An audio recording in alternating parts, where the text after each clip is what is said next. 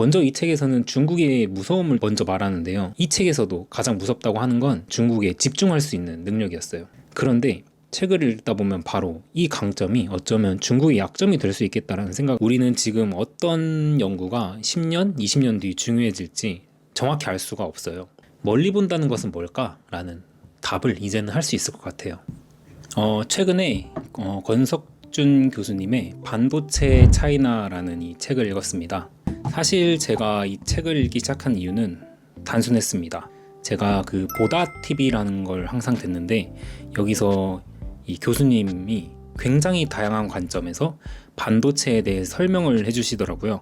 저도 반도체 업계에서 일하고 있고 주식도 투자하고 있는 입장에서 우리의 경쟁자라고 할 수 있는 중국 반도체 시장이 어디까지 왔는지, 그리고 앞으로 우리나라 반도체 산업에는 어떤 영향을 줄지 궁금해서 읽기 시작했습니다. 그런데 이 책을 다 읽고 나니까 물론 중국 반도체 시장에 대해서도 많이 알게 되고, 이 책이 좀 어려워서 한 2달 정도 걸렸는데 반도체 기술에 대해서 엄청나게 많은 지식을 얻을 수 있습니다. 하지만 오늘 얘기할 거는 중국이라는 나라에 대해서도 다시 생각을 해보게 되었고, 자유시장 경제를 채택한 서방 국가들에 대해서도 생각을 많이 해볼 수 있는 그런 책이었어요. 더 나아가서는 반도체 시장도 우리들 인생과 비슷하구나 라는 생각을, 회사든 개인이든 어떤 시스템이 결국 오래 살아남을까 하는 생각을 들게 하는 그런 책이었습니다. 일단 이 책을 읽기 전에 요즘 들었던 생각은 중국이 굉장히 무섭다라는 거였습니다. 요즘 우리가 살아가면서 중국의 영향을 받지 않는 분야가 거의 없죠. 반도체뿐만 아니라 AI, 전기차, 배터리, 태양광, 로봇까지 중국이라는 거대한 나라가 세계 산업의 흐름을 계속 흔들고 있습니다. 그리고 이건 단순히 국가나 기업만의 문제가 아니더라고요. 우리 개개인의 삶에도 직접적인 영향을 줍니다. 중국에서 이 딥시크라는 게 등장했을 때 전 세계 AI 시장이 크게 흔들렸습니다. 그리고 얼마 전에 한국 주식이 크게 흔들린 이유 중 하나가 중국에서 DUV라는 장비를 자체 개발하면서 반도체 관련 주식들이 또 한번 민감하게 움직였던 적이 있었죠. 이런 뉴스를 계속 보다 보면 정말 우리 중국한테 따라잡히는 거 아닌가? 라는 생각을 계속 하게 됩니다.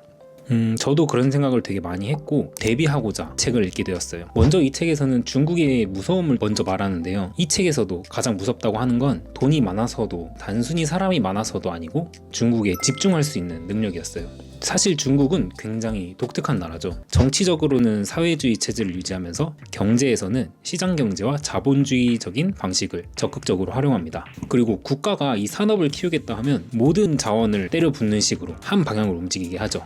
지금처럼 반도체나 AI 시장을 키운다고 하면 돈이 들어가고 기업이 만들어지고 대학이 움직이고 또 연구기관이 움직이고 엄청난 인재들이 가게 됩니다. 국가 전체가 한꺼번에 움직이게 되는 거죠. 그러니까 단기간에 특정 기술을 따라잡는 것만 보면 굉장히 효율적인 시스템일 수도 있습니다. 실제로 중국이 보여준 성과들을 보면 그 디스플레이나 철강 시장도 거의 다 중국에 뺏긴 것처럼 그걸 단순히 무시할 수도 없어요.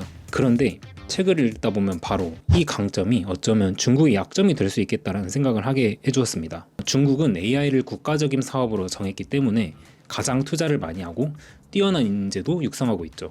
국가 전체가 뛰어든 시장이라 해도 과언이 아닐 정도입니다. 그런데 한 가지 맹점이 있어요.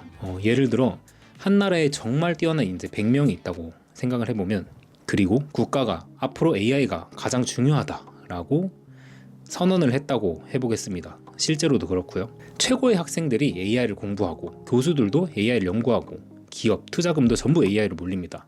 실제로 중국에서는 중국 내에서도 거의 0.001%의 인재들을 전부 AI 공부를 시킨다고 하더라고요. 그런데 이 책에서는 여기서 조금 다른 관점을 끼워줬습니다. 국가가 특정 분야를 전략적으로 선택하고 인재와 자원을 강하게 집중시키다 보면 자연스럽게 다른 방향으로 뻗어나갈 수 있었던 가능성은 상대적으로 줄어들 수도 있습니다. 아까 그 100명 중 누군가는 AI를 공부하다가 뇌과학 쪽에 관심이 생겨 뇌과학자가 될 수도 있고, 누군가는 AI가 생명과학에 굉장히 뛰어난 성과를 보일 수도 있겠다고 생각을 해서 생명과학 쪽을 더 연구했을 수도 있고, 새로운 소재를 만들고 연구를 진행할 수도 있겠죠. 우리가 상상조차 하지 못하는 무언가를 발견했을 수도 있습니다. 하지만 중국에서는 이러한 다양성을 아예 없앤다고 하더라고요. 당장 국가가 필요하다고 판단한 기술에서는 엄청난 속도를 낼 수도 있습니다. 그런데 우리가 아직 중요하다는 사실조차 모르는 분야에서는 어떨까요? 이 책에서는 그러한 다양한 가지치기의 중요성을 생각하게 합니다. 요즘 뜨고 있는 HBM은 다들 아실 겁니다. 지금의 AI 반도체에서도 없어서는 안 될 핵심 기술이 됐죠. 그런데 HBM 역시 갑자기 등장한 게 아니더라고요. HBM의 아버지라고 불리는 카이스트의 김정호 교수님은 20년 이상 HBM 관련 설계 기술을 연구해왔고 2010년부터는 실제 HBM 상용화 설계에도 직접 참여했다고 합니다. SK 하이닉스 역시 2009년부터 투자를 하게 되었고 약 4년간의 개발 끝에 2013년 첫 HBM을 내놓게 됩니다. 그런데 지금처럼 HBM이 주목받기 전에는 이 기술의 미래가 항상 밝게만 보였던 것도 아니었어요. 오히려 비관적인 시선도 있었다고 합니다. 그런데 시간이 지나고 AI라는 거대한 기술의 변화가 등장하면서 상황이 완전 달라졌습니다. GPU가 처리해야 하는 데이터 양이 폭발적으로 증가했고 메모리 대역폭이 중요해지면서 이전에 무시받던 HBM이 AI 시대의 핵심 기술 중 하나가 되었습니다. 이 사례에서 볼 수 있는 것처럼 우리는 지금 어떤 연구가 10년, 20년 뒤 중요해질지 정확히 알 수가 없어요. 지금 당장 가장 중요해 보이는 하나의 기술에 모든 사람과 자원을 집중하면 그 기술은 굉장히 빠르게 발전할 수 있습니다. 하지만 당장은 중요해 보이지 않는 수많은 가지 중 하나가 전혀 예상하지 못했던 기술과 만나 나중에 훨씬 중요한 기술이 될 수도 있어요. HBM처럼 말이죠. 집중해서 빠르게 나가는 것만큼 여러 방향으로 가지가 뻗어 나갈 수 있는 환경도 중요하지 않을까 하는 생각을 하게 만들어준 책이었습니다. 그런데 여기서 또 하나의 질문이 생깁니다. 아무리 다양한 가능성을 열어두더라도 이조차 틀릴 수 있어요. 그렇다면 중요한 건 누가 처음부터 정답을 선택했느냐가 아니라 틀렸을 때 누가 더 빠르게 그 사실을 인정하고 수정할 수 있는지 방향을 바꿀 수 있느냐가 아닐까요? 여기서 자유시장 경제를 다시 생각해보게 되었습니다. 자유시장 경제가 항상 맞을까요? 단기적으로 보면 중국의 한 곳에 집중하는 방식이 더 효율적으로 보일 수도 있습니다. 자유시장에서는 이렇게까지 강하게 한 방향으로 자원을 몰아주는 게 쉽지 않죠. 오히려 답답할 정도로 비효율적인 일들도 많습니다. 반도체 공장을 짓기 위해서는 여러 가지 정책, 그리고 정부와 의회가 싸우기도 하고 기업과 정부가 싸우고 환경 문제로 사업이 중단되고 주민들이 반대하고 소송, 규제하고 정권이 바뀌면 정책도 바뀝니다. 어떤 산업 하나를 키우려고 해도 수많은 이해관계자가 서로 다른 이야기를 하죠. 중국이라면 빠르게 결정했을 일들을 몇 년씩 논의할 수도 있습니다. 그러니까 특정 시점만 잘라놓고 보면 이런 생각이 들 수도 있어요. 중국의 방식이 훨씬 효율적인 거 아니야? 그리고 실제로 그런 경우들도 있을 수 있죠. 그런데 시간을 조금 더 길게 보면 다른 것들이 보이기 시작합니다. 어쩌면 우리가 선택한 자유시장 경제는 틀리는 것을 허용하는 시스템이에요. 자유시장 경제는 엄청나게 많이 틀리고 투자자는 잘못 투자하고 기업은 실패한 제품을 만들기도 합니다. 더 나아가 정부가 잘못된 정책을 만들기도 하고 수많은 기업이 망하고 투자자들이 돈을 잃기도 하죠. 이게 굉장히 비효율적으로 보이기도 합니다. 그런데 실패한 기업이 사라지면 그 자본과 인재가 다른 곳으로 이동합니다. 기존 기업이 틀리면 새로운 기업이 나타나 경쟁을 하고 긴 과정이 필요하지만 잘못된 정책도 수정될 때가 있습니다. 물론 이 과정이 항상 제대로 작동한다는 이야기는 아니에요. 하지만 적어도 틀렸다는 신호가 밖으로 나올 수 있는 통로가 매우 많이 존재합니다. 그걸 이 책에서는 자가수정이라는 단어로 표현하더라고요. 어쩌면 가장 중요한 관점이죠. HBM처럼 지금 별로 중요해 보이지 않는 연구가 나중에 세상을 바꾸는 연구가 될 수도 있고 지금 가장 중요해 보이는 기술이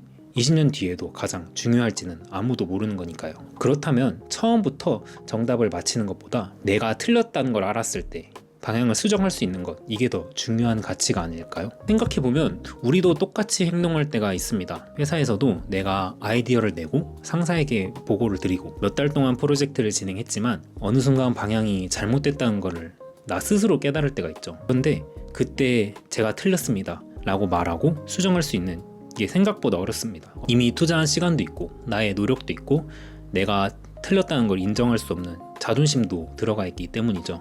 그래서 오히려 잘못됐다는 걸 알았을 때 더 밀어붙이는 경우가 많습니다. 주식도 회사도 인간관계도 비슷한 것 같아요. 결국은 국가나 개인이나 규모만 다를 뿐 틀렸다는 걸 인정하고 방향을 바꾸는 건 생각보다 어려운 일인 것 같습니다. 이 책을 보고 나서 반도체 기술도 굉장히 많이 알게 되었지만 멀리 본다는 것은 뭘까? 라는 답을 이제는 할 수 있을 것 같아요. 모든 가능성을 열어두고 더 나은 방향으로 스스로 자가수정을 할 수 있는 것, 오히려 그게 더 멀리 보는 방법일 수도 있다는 생각이 들었습니다. 어쩌면 멀리 본다는 건 미래를 정확하게 예측하는 능력이 아니라 내가 틀렸을 때 돌아올 수 있는 길을 남겨두는 것인지도 모르겠습니다. 반도체를 공부하려고 읽은 책인데 생각보다 훨씬 많은 생각을 하게 만든 책이었어요. 오늘도 시청해주셔서 감사합니다.